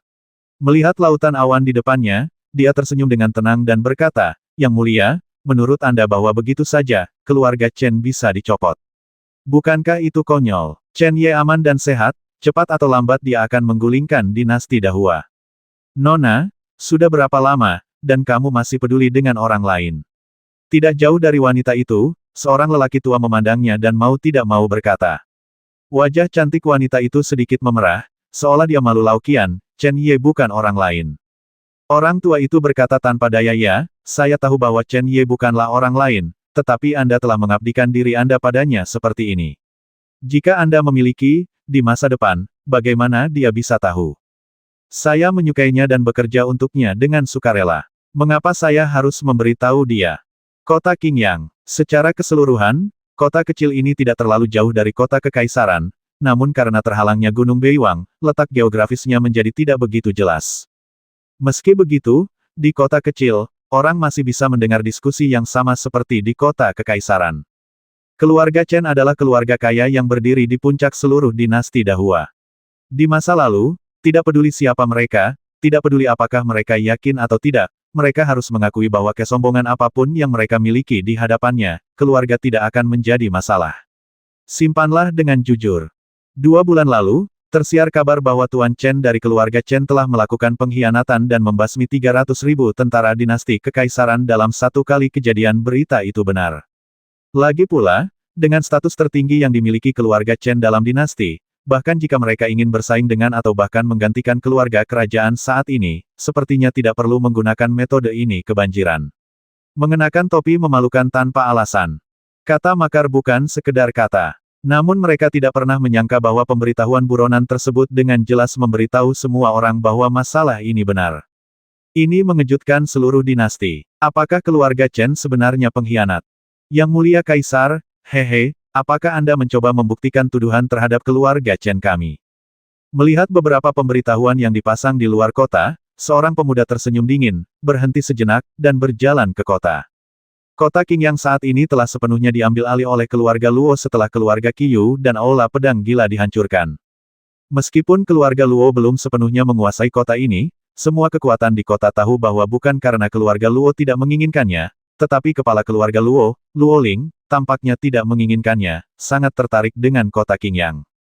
Sejak kejadian tahun itu, dengan bantuan pemuda itu, keluarga Luo telah menjadi kekuatan paling kuat di kota Qingyang, dan kepala keluarga Luo, Luo Ling, tampaknya telah berubah dalam semalam, dari orang yang lemah dan lemah. Gadis itu telah menjadi orang yang sangat canggih baik dalam perencanaan maupun metode. Dengan bantuan sumber daya yang dikumpulkan oleh keluarga Qiyu dan Aula Pedang Gila selama bertahun-tahun, keluarga Luo tidak hanya berjalan dengan baik, tetapi bakat Luo Ling sendiri juga tidak buruk. Sejak itu, kecepatan kultivasinya meningkat secara dramatis terlihat dengan mata telanjang, sepenuhnya mengimbangi fakta bahwa keluarga Luo bergantung pada orang lain untuk statusnya. Tepat ketika semua kekuatan besar dan kecil di kota Qingyang berpikir bahwa Luo Ling akan mengendalikan seluruh kota setelah dia mampu melampaui semua orang dalam budidayanya, mereka tidak menyangka bahwa Luo Ling tidak melakukan ini keluarga Luo dan itu meluas sampai ke timur. Hal ini membuat banyak orang bingung, tetapi bagi kekuatan di kota Qingyang, itu adalah hal yang baik. Selama keluarga Luo tidak memeras kekuatan dan sumber daya mereka, tidak peduli apa yang dia lakukan. Dalam lebih dari 2 tahun, yang bukan waktu yang singkat, kekuatan keluarga Luo perlahan meluas ke timur. Hari ini, jika kita ingin mencapai apa yang diminta Chen Ye saat itu, kita akan langsung menyentuh kaki Gunung Beiwang, dan hanya membutuhkan 1 atau 2 tahun. Melihat ini, Chen Ye pun menghela nafas dalam hatinya, metode Luo Ling sungguh luar biasa. Ketika dia datang ke kota Qingyang lagi, Chen Ye tidak berniat bertemu Luo Ling. Situasinya sekarang kacau. Kota Qingyang tampak kecil dan lokasi geografisnya tidak bagus, tetapi dengan bangkitnya keluarga Luo, pasti akan menarik perhatian keluarga kerajaan, dan tidak ada jaminan apakah ada mata-mata dari keluarga kerajaan di kota Qingyang saat ini. Alasan utama mengapa Chen Ye datang ke kota Qingyang adalah untuk pergi ke makam hantu untuk melihat apakah Feng Sanyang masih berlatih. Saat menghadapi Tianyimen di masa depan, kekuatan yang dimiliki Feng Sanyang sangatlah penting. Dia baru saja mendapatkan mayat hantu secara tidak sengaja. Selama 2 tahun terakhir pengalamannya, dia telah menyelesaikan banyak bahaya untuk dirinya sendiri. Karena Feng Sanyang adalah murid dari guru hantu, kekuatan yang dapat diberikan oleh 30 mayat hantu itu, pasti akan menyala bagian atas mayat hantu di tangannya. Bersedia membantu Feng Sanyang saat itu adalah salah satu faktor terbesar. Berdiri di ruang terbuka yang dulunya disebut makam hantu, setelah merasakannya beberapa saat, Chen Ye menarik kekuatan jiwanya dan tidak bisa menahan nafas. Dengan kata lain, ruang terbuka adalah ruang terbuka dan telah terhubung dengan alam. Setelah makam hantu ditutup, seolah-olah tidak pernah ada. Tampaknya Feng Sanyang masih mundur. Jika dia telah membuka segelnya sejak lama, area ini tidak akan sepi, Chen Ye dapat menjaminnya. Gui Zhenren, kamu sangat berhati-hati. Selama lebih dari 2 tahun, Feng Sanyang belum bisa keluar dari pengasingan.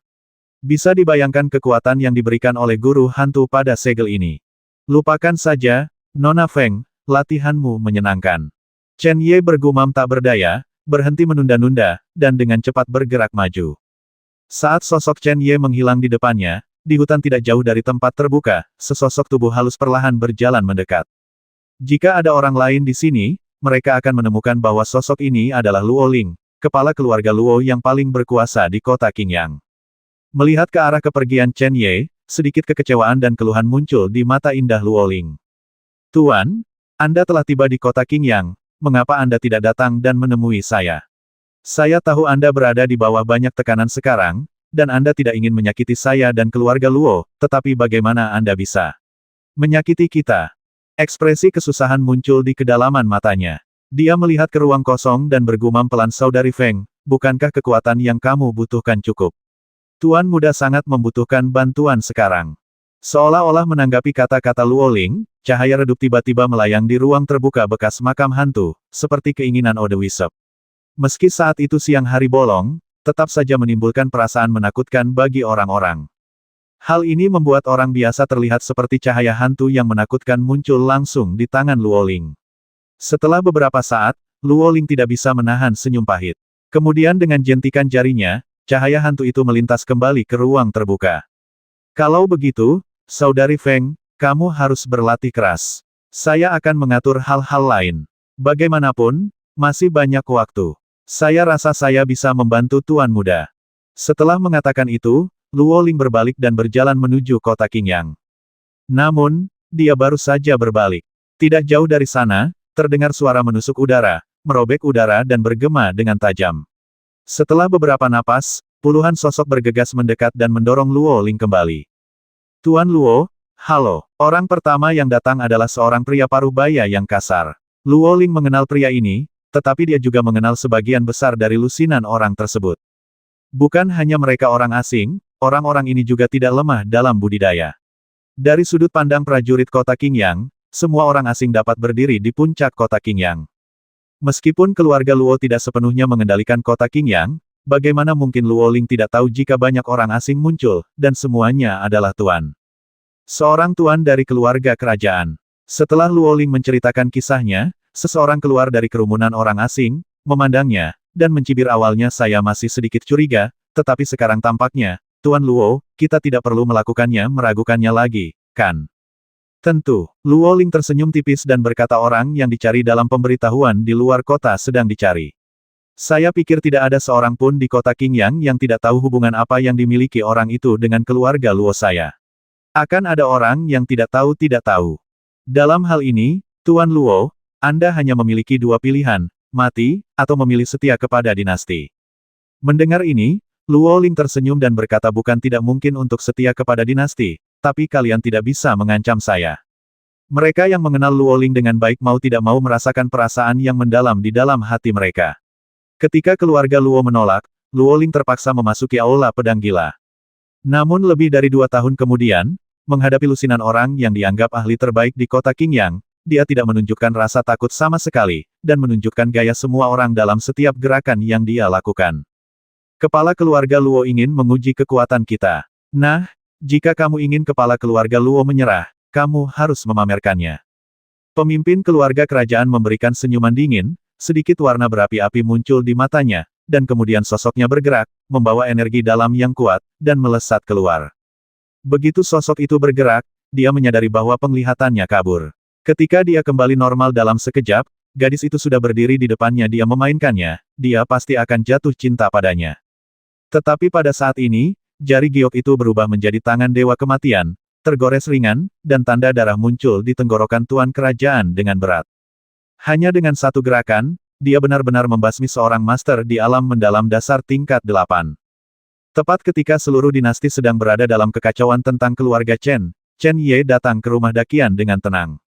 Meskipun keluarga Chen telah dicopot di mata semua orang, kekuatan sebenarnya dari keluarga Chen masih ada. Fakta ini sangat jelas bagi Kaisar. Terlebih lagi, di antara keluarga Chen, sejauh ini, hanya Chen yang ditahan ibu kota kekaisaran. Itu saja.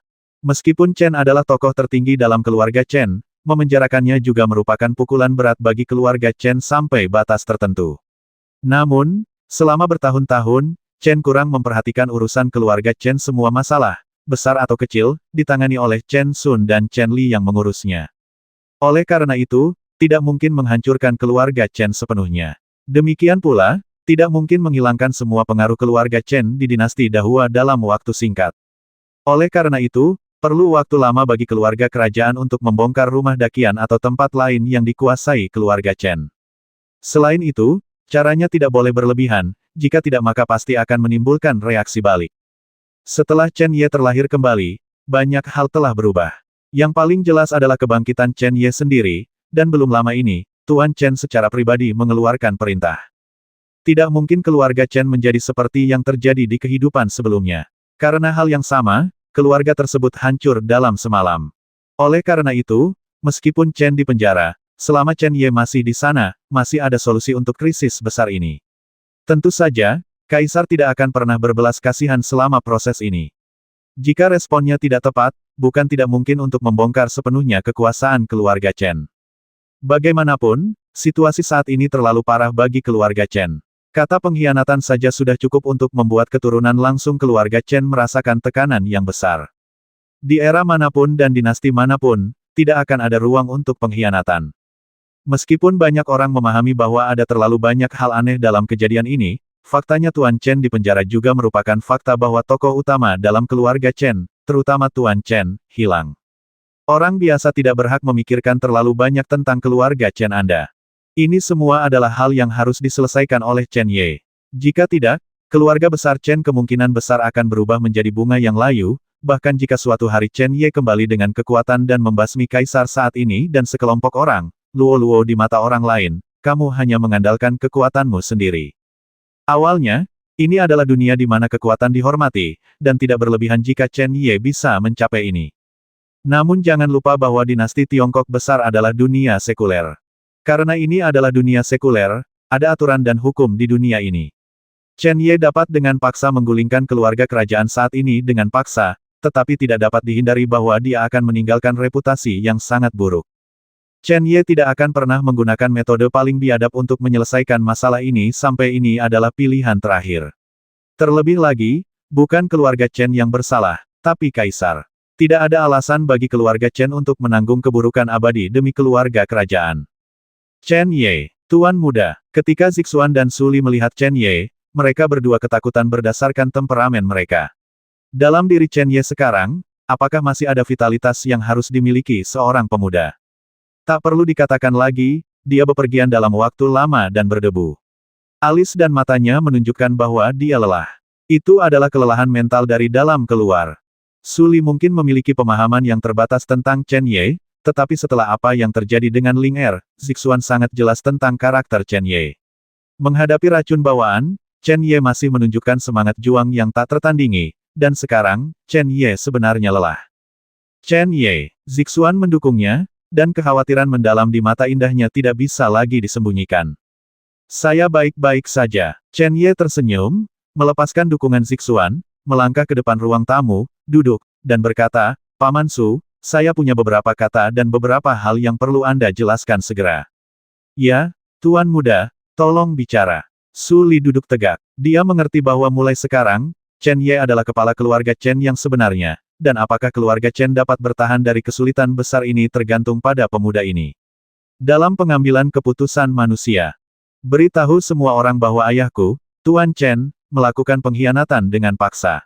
Ada alasan tersembunyi lain atas apa yang terjadi. Apa rahasia tersembunyinya? Bahkan jika Chen Ye menceritakannya sekarang, hanya mereka yang setia kepada keluarga Chen yang akan mempercayainya. 300.000 nyawa bukanlah sesuatu yang Chen Ye bisa membuat orang lain percaya hanya dengan beberapa kata.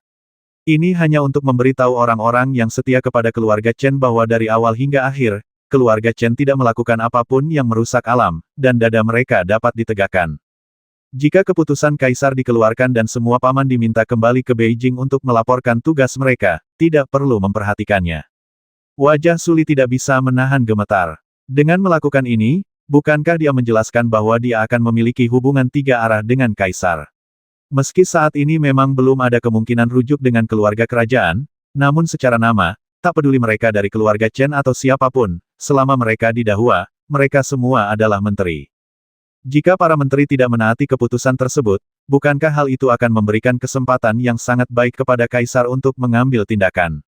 Su Li tahu bahwa Chen Ye adalah orang yang cerdas dan tidak akan pernah gagal mempertimbangkan hal-hal ini, jadi meskipun dia memiliki pertanyaan, dia tidak bertanya.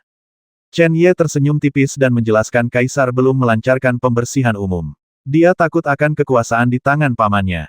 Jika dia menyerahkan kekuatan militernya, dia akan menunggu kematian. Adegan yang sama telah terjadi di kehidupan sebelumnya, bagaimana mungkin Chen Ye membiarkan hal itu terjadi lagi?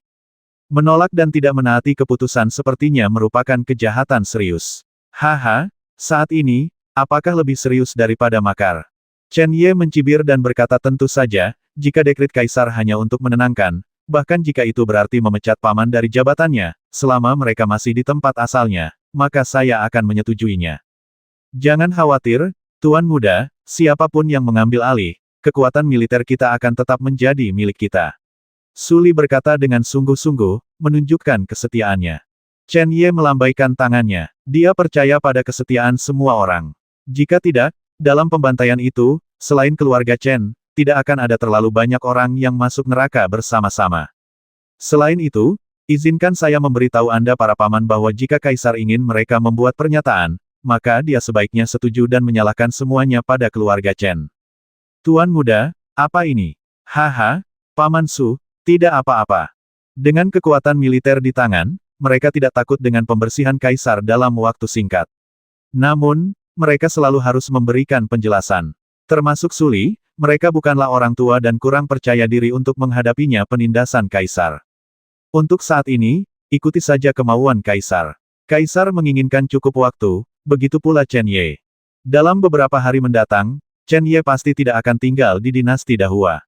Oleh karena itu, satu-satunya cara untuk menjaga keamanan semua orang adalah dengan membiarkan kaisar merasakan bahwa para jenderal yang setia kepada keluarga Chen, meskipun mereka tidak mau menyerahkannya, kekuatan militer mereka tidak mau kembali ke Beijing untuk diinterogasi, namun paling tidak, hati mereka telah terguncang dan mereka tidak lagi setia kepada keluarga Chen.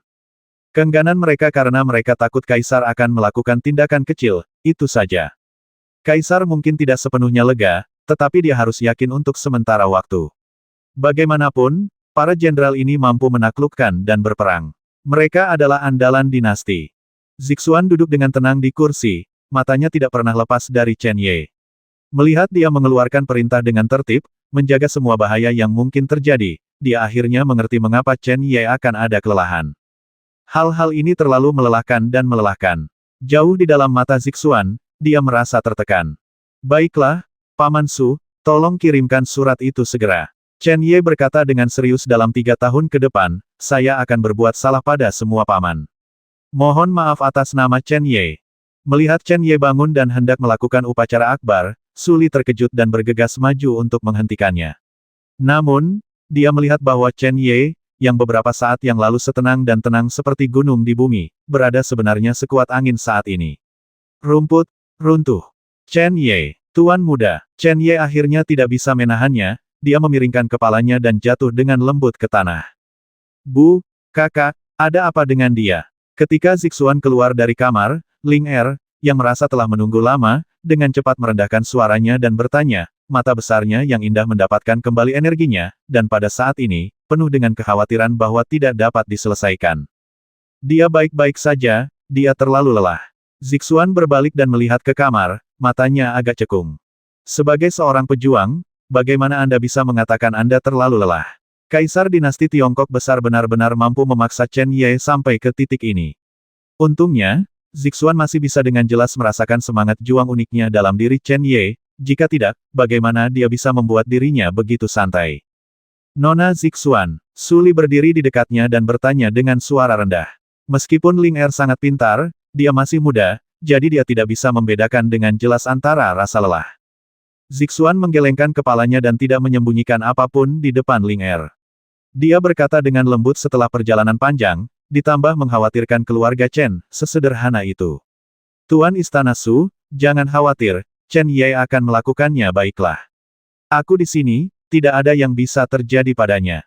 Baiklah, biarkan aku yang mengurus Tuan Muda. Aku akan mengatur hal-hal lain. Su Li segera pergi. Dia sangat lega tentang Zixuan. Sekarang Istana Dakian dapat benar-benar bersatu, meskipun Istana Tuan Rumah dan tentara setempat telah berusaha keras, alasan sebenarnya tetaplah Zixuan. Entah itu kehancuran keluarga Li, pemulihan Sekte Suandao, atau Sekte Lingyang, dua kekuatan dominan di rumah Dakian, itu semua karena tindakan kuat Zixuan sebelumnya harus dikatakan bahwa tiga kekuatan utama rumah Dakian kekuatan master besar dihancurkan di tangan Zixuan saja. Su Li tahu bahwa Zixuan luar biasa, tetapi ketika dia benar-benar melihat kultivasi dan kekuatan Zixuan, dia menyadari seberapa jauh apa yang disebut luar biasa itu. Karena kultivasi Zixuan, Su Li tahu bahwa selama dia ada, tidak akan terjadi apa-apa pada Chen Ye. Bu, apakah kakak laki-laki tertua baik-baik saja? Setelah Su Li pergi, Ling Er bertanya lagi dengan suara rendah, dan kali ini pertanyaannya benar-benar berbeda dari yang terakhir kali. Jelas, dengan Su Li di sini sebelumnya, Ling Er menekan emosinya. Zimu Moruanfei, meskipun dia masih muda, telah mengalami terlalu banyak pengalaman. Dia baik-baik saja. Selama periode waktu ini, mungkin karena tekanan, dia telah membuat kemajuan besar dalam kultivasi, tetapi justru karena tekanan yang berlebihan itulah pikirannya terluka. Hanya putrinya yang ada di sini, dan Zixuan tidak lagi menyembunyikan kondisi Chen Ye.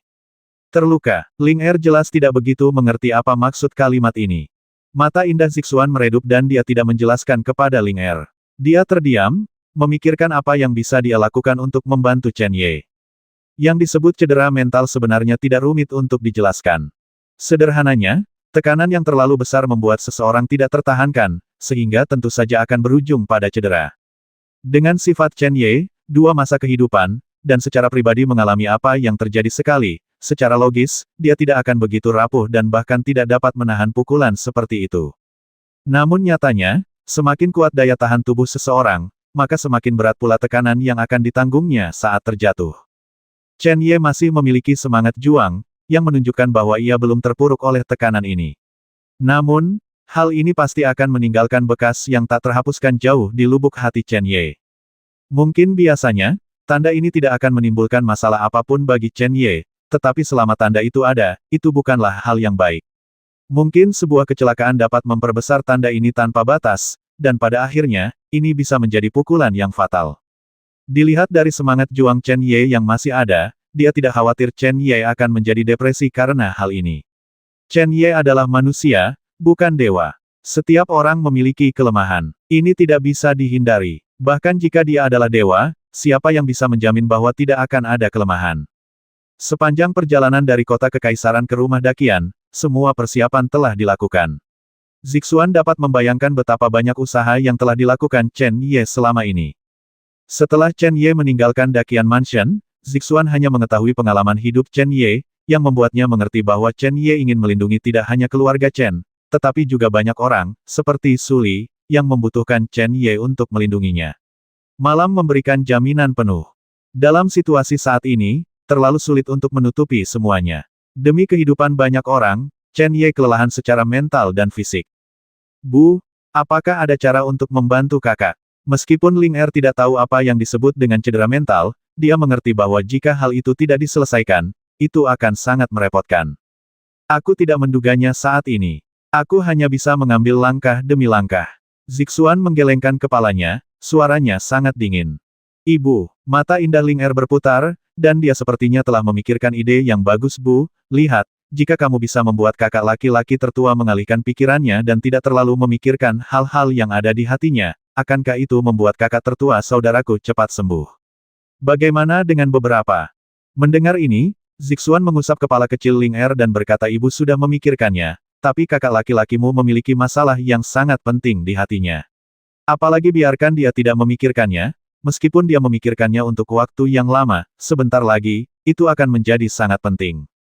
Belum tentu demikian, Ling Er yakin dan berkata meskipun kakak tertua mengkhawatirkan urusannya sekarang, kakak tertua harus memahami bahwa hanya dengan kekuatan yang cukup dia dapat menyelesaikan semua masalah.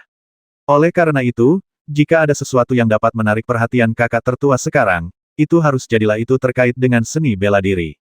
Bu, jika kamu memberiku seni bela diri atau teknik apapun, aku mungkin bisa melakukannya.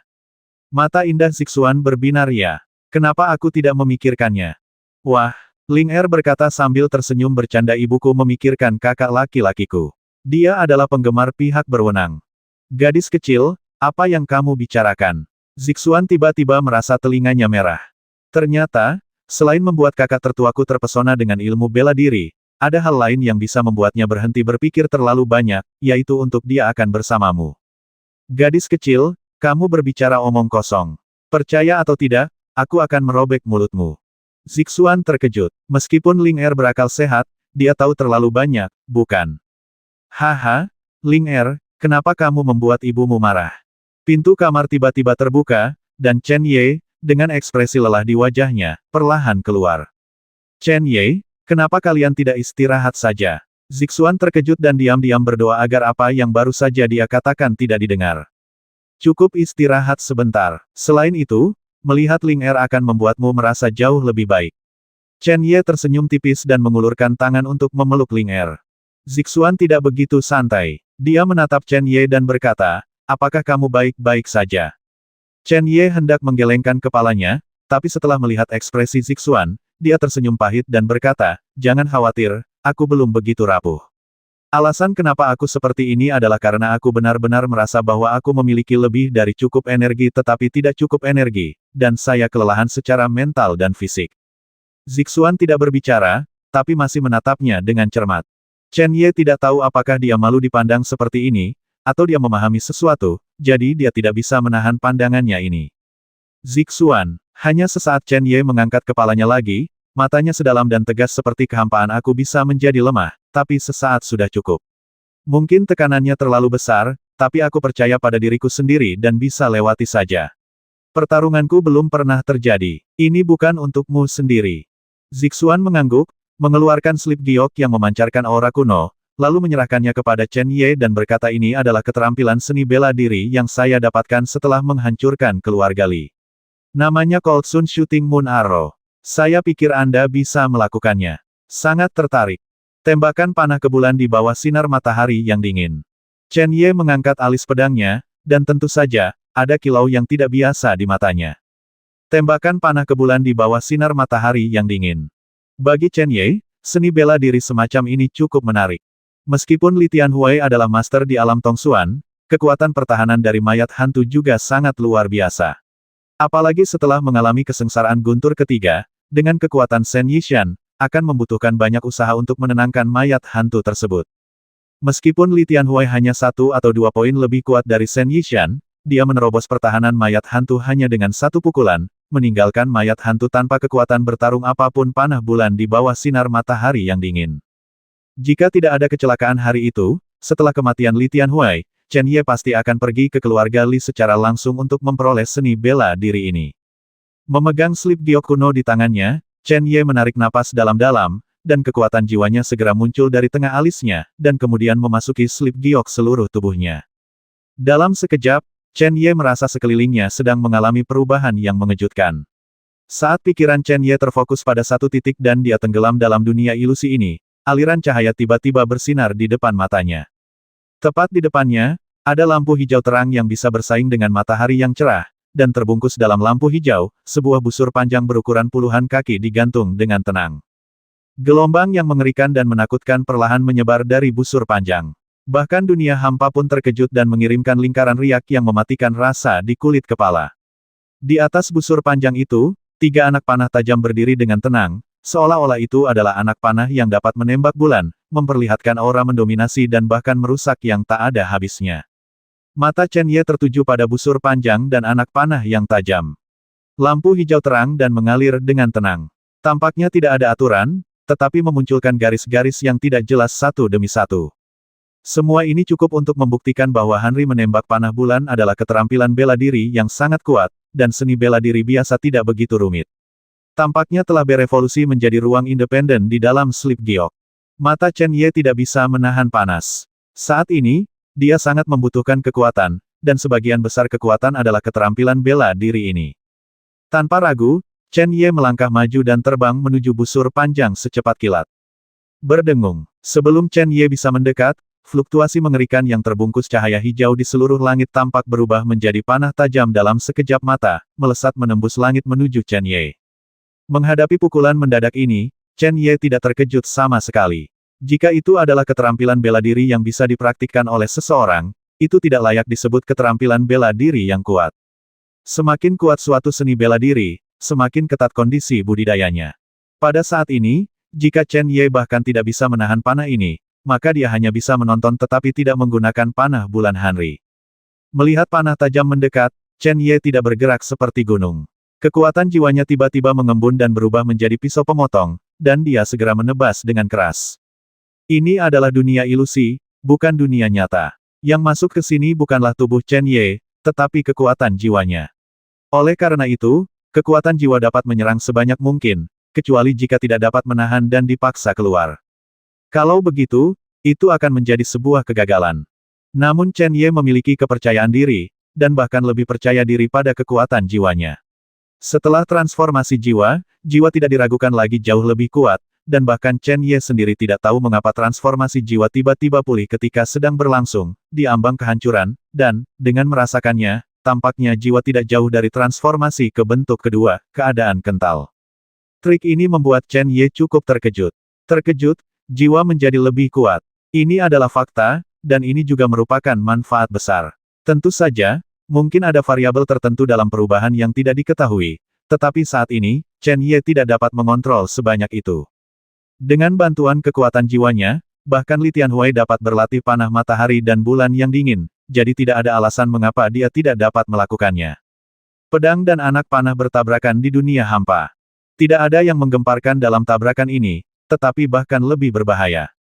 Sebab, pada saat terjadi benturan, fluktuasi mengerikan yang berubah menjadi anak panah tajam meledak entah dari mana. Kemudian, semua fluktuasi itu seperti jaring energi besar, mengubah kekuatan jiwa yang berubah menjadi pisau tebas menjadi kekuatan penuh. Ini bukan hanya ujian apakah Chen Ye memenuhi syarat untuk berlatih panah matahari dan bulan yang dingin, tetapi juga kontes hidup dan mati. Jika kekuatan jiwa Chen Ye tidak dapat menembus batasan energi yang dibentuk oleh fluktuasi yang menakutkan, maka yang pertama akan ditinggalkan di sini selamanya. Setelah membungkus kekuatan jiwa Chen Ye, fluktuasi yang menakutkan tidak berhenti di situ, tetapi menembus dengan sekuat tenaga. Tampaknya kekuatan jiwa tidak hanya perlu menerobos, tetapi juga menahan penetrasi yang tidak biasa ini. Menghadapi ini, Chen Ye tampak sangat tenang. Jika jiwa hanyalah jiwa biasa, dengan tingkat kultivasi Chen Ye saat ini, dia secara alami akan khawatir. Namun, transformasi jiwa telah mencapai tahap awal dan telah bertahan dari baptisan guntur fluktuasi yang mengerikan tidak ada bandingannya, dan juga sulit untuk diguncang.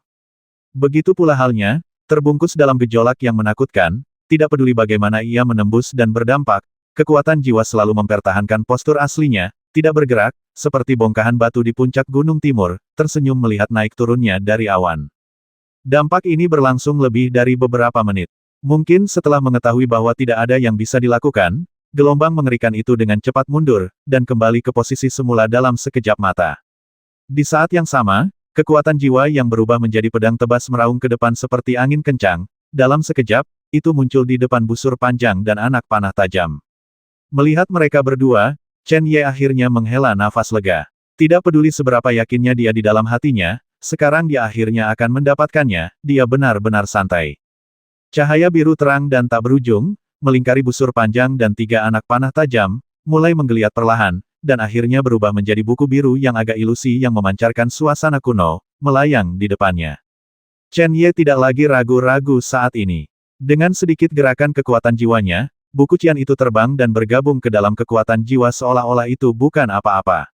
Menembak panah ke bulan di bawah dinginnya sinar matahari, akhirnya berhasil. Pada saat buku itu menyatu dengan kekuatan jiwanya, banyak sekali informasi dengan cepat muncul di benaknya, dan metode kultivasi juga melintas dengan sangat jelas. Meskipun kecepatannya cepat, itu telah terukir di kedalaman jiwa Chen Ye seperti sebuah merek. Oleh karena itu, selama Chen Ye mau, dia dapat mengetahui detailnya dengan mudah. Sebenarnya seperti ini, setelah mendapatkan metode pelatihan lengkap Hansun Shooting Moon Arrow, Chen Ye tidak bisa menahan diri untuk tidak berseru. Ternyata ada 3 gaya menembakkan panah bulan di bawah dinginnya sinar matahari, dan 3 anak panah tajam tersebut masing-masing mewakili ketiga jurus tersebut.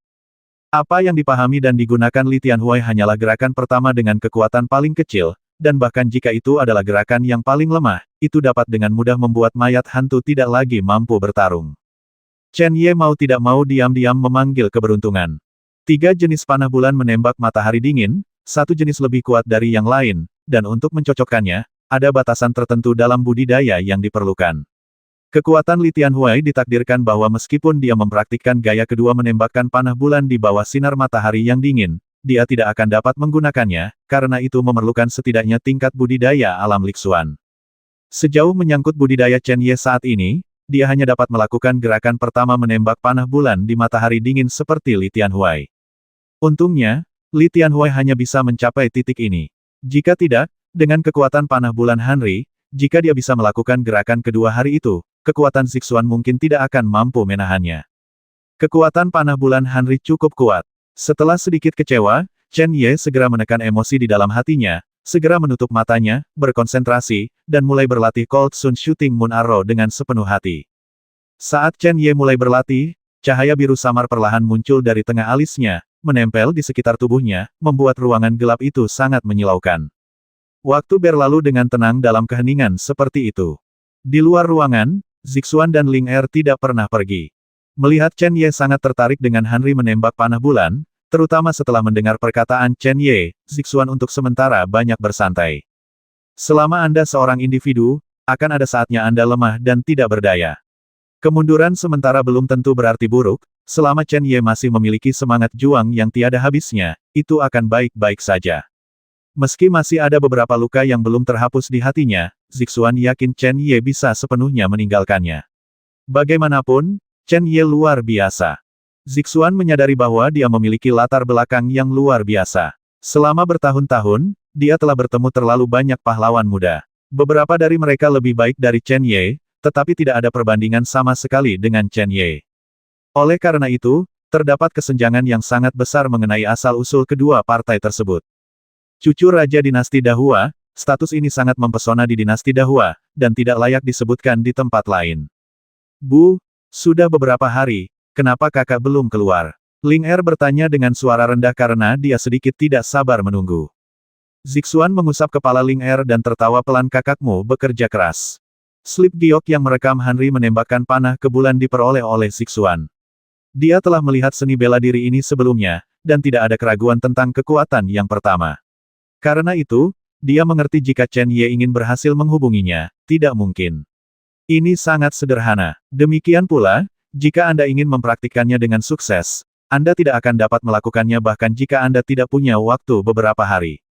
Bu, jika kakak tertua sangat berhati-hati, apakah itu berarti dampak cedera pada kakak tertua harus ditekan?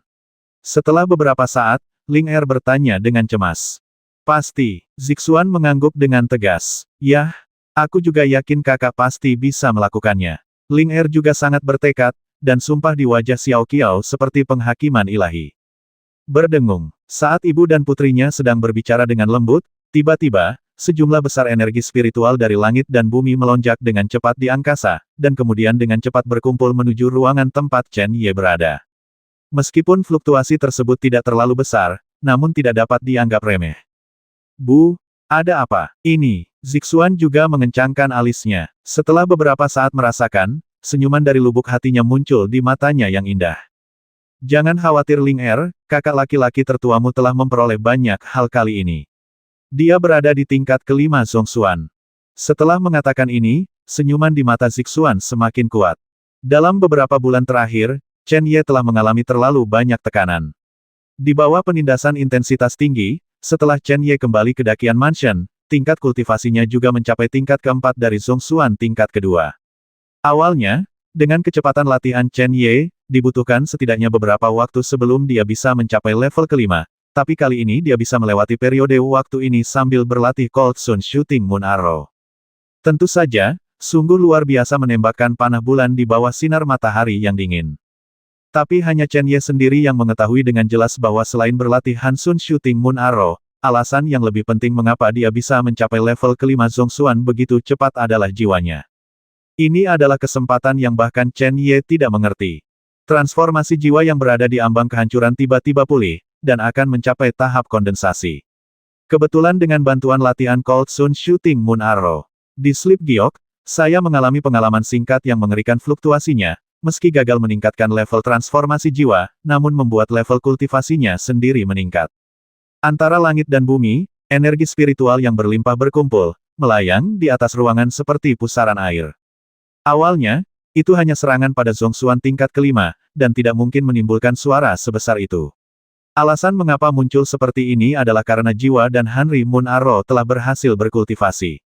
Nona Zixuan, apakah Anda baik-baik saja, Tuan Muda? Su Li bergegas mendekat dan sedikit terkejut ketika dia merasakan kemunculannya di udara. Itu bagus. Tuan Su, jangan khawatir.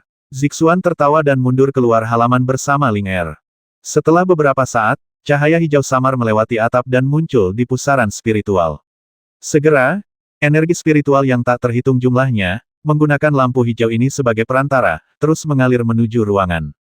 Bahkan jika Zixuan dan Su Li tidak dapat melihat pemandangan itu setelah memasuki ruangan dengan mata kepala mereka sendiri, mereka dapat membayangkan bahwa tubuh Chen Ye pasti menyerap energi spiritual langit dan bumi seperti jurang maut.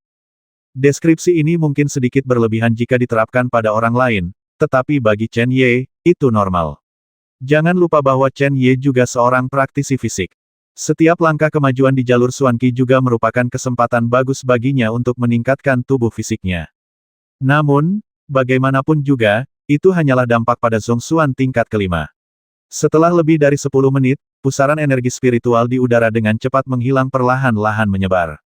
Chen Ye membuka matanya, dan ada sedikit kegembiraan di matanya. Rupanya, bahkan dia sendiri tidak menyangka bahwa tingkat kultivasinya akan naik ke tingkat yang lebih tinggi dengan begitu cepat. Dengan tawa puas, Chen Ye berdiri dan berjalan keluar ruangan. Daqian Mansion bukanlah tempat tinggal untuk waktu yang lama. Jika orang-orang dari keluarga kerajaan mengetahuinya, itu pasti akan menimbulkan beberapa masalah yang tidak perlu. Chen Ye tidak takut dengan masalah ini, tetapi bahkan jika masalah itu diselesaikan dengan mudah, akan tetap masih ada beberapa kerugian. Itu tidak perlu. Chen Ye, selamat. Zixuan melangkah maju dan tersenyum. Terima kasih juga untuk itu. Melihat Zixuan, Chen Ye berkata dengan tulus. Hanri menembakkan panah bulan, percaya bahwa Zixuan juga bisa berlatih, tapi dia menyimpannya untuk dirinya sendiri. Walaupun berbagai ilmu bela diri tidak unik dan dapat dipraktekkan oleh orang lain, namun jenis ilmu bela diri ini biasanya hanyalah ilmu bela diri biasa, mirip dengan jenis ilmu bela diri yang tersembunyi jauh di dalam slip batu giok itu akan memakan energi Jian, pada akhirnya, ruang slip giok akan runtuh, membuat seni bela diri ini menghilang. Apa yang kumiliki tidak lebih buruk dari itu, jadi tidak perlu. Zixuan tersenyum percaya diri. Mendengar ini, Chen Ye tidak terlalu sopan, dia hanya ingin mengetahui persahabatan Zixuan di dalam hatinya. Paman Su, aku akan meninggalkan rumah Daqian dan dinasti Dahua. Aku akan pergi selama 3 tahun. Tolong jaga aku.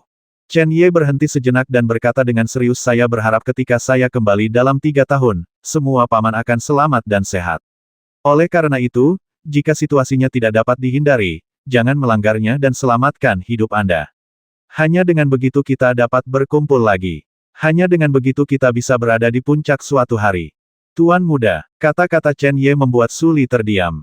Bagaimana mungkin dia tidak mengerti arti kata-kata Chen Ye? Yang pertama ingin menyerahkan semua kekuatan keluarga Chen agar semua orang aman.